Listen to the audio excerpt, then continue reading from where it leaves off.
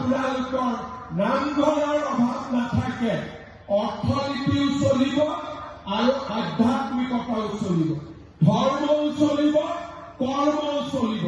আৰু সেই উদ্দেশ্য আগত ৰাখি আজি আমাৰ দৰে দুখীয়া ৰাজ্যৰ চৰকাৰ এখনে ৩,২০০ কোটি টকা খৰচ কৰিছে।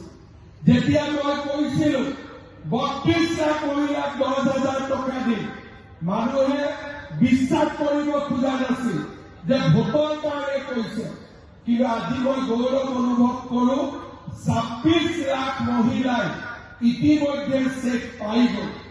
যেতিয়া মই কৈছিলো ১ লাখ চাকৰি দিম, কেতিয়াও অসমত হোৱা নাছিল, মানুহে মোক হাঁহিছিলে। আজি ১,৬০,০০০ ল'ৰা ছোৱালীয়ে চৰকাৰী চাকৰি পাবলৈ সক্ষম হ'ল। আমাৰ সমাজলৈ আমি পৰিৱৰ্তন আনিব চেষ্টা কৰিছিলো আৰু যোৱা ৫টা বছৰত সেই পৰিৱৰ্তন আমি দেখা পাব আৰম্ভ কৰিম। আই মাতৃসকল, মই আপোনালোকক এটাই বিনম্ৰতা ৰেকৰ্ড, আজি ১০,০০০, পৰহি ২৫,০০০, তাৰ পিছৰ দিনাখন ৫০,০০০। আপোনালোক লাখপতি বাইদেউ হ'ব লাগিব। পাৰিবনে নোৱাৰিব? হ'ব।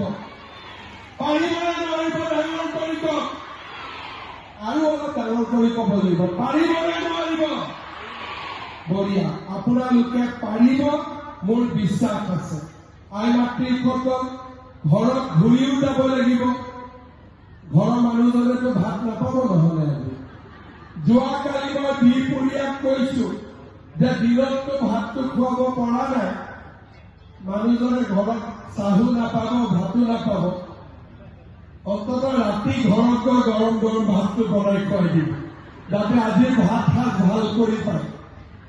আমাৰ শিৱসাগৰত ৩৫,০০০ মহিলাই এই আঁচনি পাব। আমাৰ ২৭খন গাঁও পঞ্চায়ত আছে, মিউনিচিপালিটি আছে। আমি ইয়াতে কাউণ্টাৰ বনাইছো ১৭টা, ইফালেও আছে সিফালেও আছে। আমি সকলো উঠি নাযাম। আমি কি কৰিম, ভিঅ' বাইদেউসকল তালৈকে যাম। ভিঅ' বাইদেউসকলে চেকখিনি ল'ব। গোটৰ সভানেত্ৰী কোন কোন আছে হাত দাঙকচোন। ঠিক আছে, ভিঅ' বাইদেউসকলে গোটৰ সভানেত্ৰীসকলৰ হাতত চেকখন তুলি দিম। ১০খন হ'ল, ১২খন হ'ল। আৰু গোটৰ সভানেত্ৰীসকলে আপোনালোকক লগে লগে চেকখন ইয়াত বহি থাকোঁতে দি দিব। হ'ব? বুজি পালে? প্ৰথমতে ভিঅ' দিব গোটৰ সভানেত্ৰীক, গোটৰ সভানেত্ৰীয়ে দিব আপোনালোকক। চেকখন কিন্তু লৈ যাব। যদি চেক লৈ নোযোৱাকৈ যায়, ঘৰৰ মানুহজনে বেছিকৈ জোকাব যে ৰাতিপুৱা ৫টাত কৈছিলি নহয়, চেক ক'ত পালো। সেইকাৰণে চেকখন লৈ যাব। আপোনালোক ভালে থাকক। আপোনালোক আজি আহি আমাক যি অনুপ্ৰেৰণা দিলে, আশীৰ্বাদ দিলে, মই তাৰ বাবে আপোনালোকক সকলোকে ধন্যবাদ জনাইছো। ২৫,০০০ দিব যিদিনাখন আহিল, ইমানেই মহিলা থাকিব লাগিব। হ'বতো? একদম সকলো আপোনালোক থাকিব লাগিব। বহুত বহুত ধন্যবাদ। জয় হিন্দ, বন্দে মাতৰম।